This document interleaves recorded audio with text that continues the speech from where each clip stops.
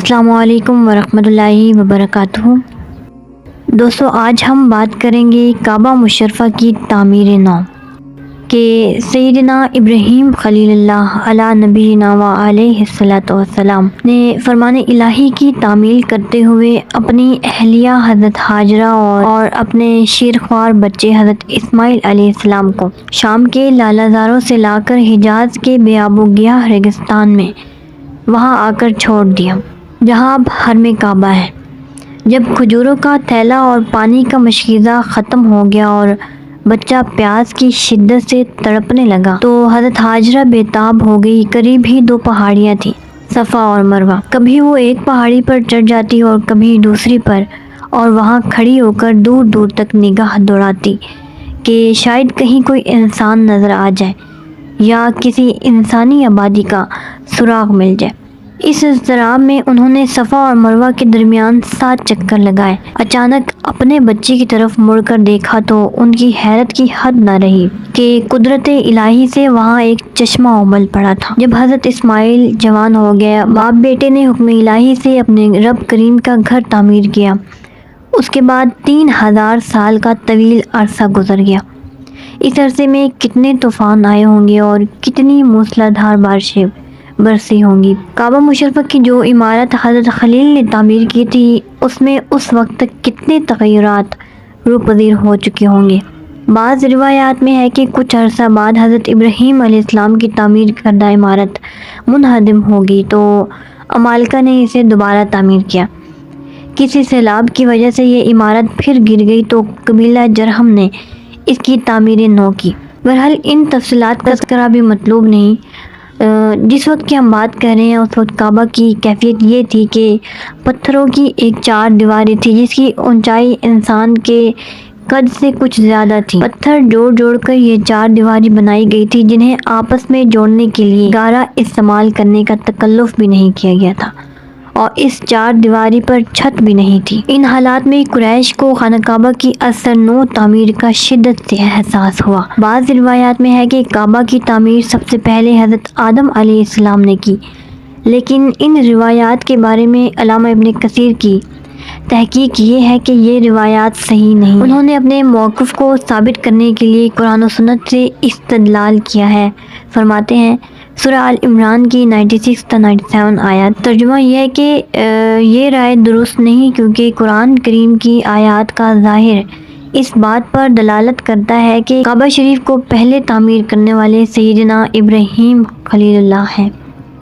ویسے یہ مقام جہاں کعبہ تعمیر کیا گیا اس سے پہلے بھی بڑا معزز اور محترم تھا اور اسے عزت و احترام کی نظر سے دیکھا جاتا تھا۔ ارشاد خداوندی ہے، بے شک پہلا عبادت خانہ جو بنایا گیا لوگوں کے لیے وہی ہے جو مکہ میں ہے، بڑا برکت والا، ہدایت کا سرچشمہ سب جہانوں کے لیے۔ اس میں روشن نشانیاں ہیں، مقام ابراہیم ہے اور جو بھی داخل ہو اس میں ہو جاتا ہے ہر خطرے سے محفوظ، اور اللہ کے لیے فرض ہے لوگوں پر حج اس گھر کا جو طاقت رکھتا ہو وہاں تک پہنچنے کی۔ دوستو، صحیح حدیث نبوی سے بھی اس کی تائید ہوتی ہے کہ حضرت ابو ذر نے عرض کی، یا رسول اللہ، سب سے پہلے کون سی مسجد بنائے گی؟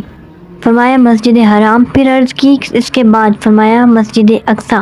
پھر پوچھا ان کے درمیان کتنا عرصہ گزرا؟ فرمایا 40 سال۔ یہ حدیث مبارکہ بخاری اور مسلم کی ہے۔ کعبہ مشرفہ کی تعمیر نو کی فوری وجہ یہ تھی کہ کعبہ کے اندر ایک کنواں تھا۔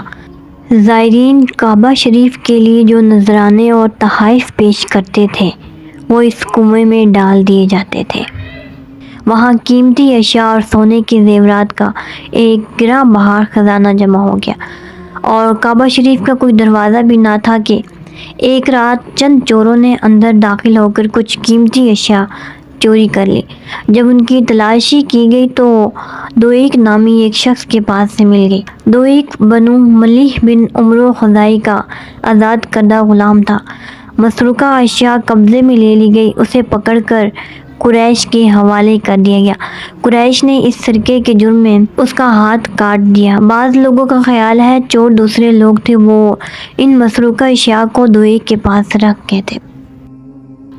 دوستوں جب قریش نے اس کار خیر کا عزم کیا اور اس کے لیے تیاری شروع کی، اس وقت رحمت عالم صلی اللہ علیہ وآلہ وسلم کی حضرت خدیجہ سے شادی کو 10 سال گزر چکے تھے اور حضور اپنی حیات طیبہ کے 35ویں سال میں ہر قبیلہ اپنے اپنے حصے کے مطابق سامان فراہم کرنے میں مشغول ہو گیا۔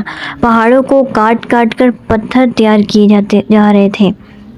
انہی دنوں اتفاق سے ایک بادبانی کشتی کو سمندر کی تن موجوں نے دھکیل کر جدہ کے ساحل پر پھینک دیا۔ وہ ٹکرا کر ٹکڑے ٹکڑے ہو گئی تھی۔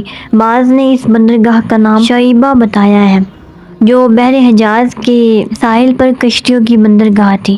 اس کی قیمتی لکڑی بڑی کارآمد تھی۔ قریش کو معلوم ہوا تو انہوں نے اس کے تختے خرید لیے۔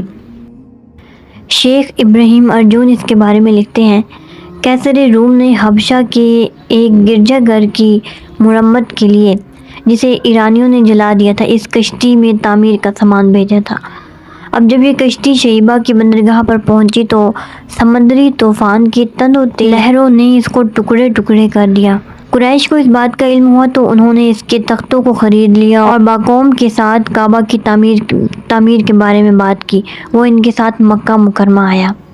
دوستو یہ باقوم کون تھا؟ بعض کے نزدیک یہ اس انجینئر کا نام ہے جسے قیصر روم نے سامان تعمیر سے بھری ہوئی اس کشتی کے ہمراہ بھیجا تھا تاکہ وہ اپنی نگرانی میں حبشہ میں اس کنیسہ کی تعمیر کرائے جسے ایرانیوں نے جلا دیا تھا۔ اور ابن اسحاق لکھتے ہیں کہ وہ ایک قبطی بڑھئی تھا اور مکہ میں اقامت گزید تھا۔ قریش نے اس کی خدمات حاصل کی۔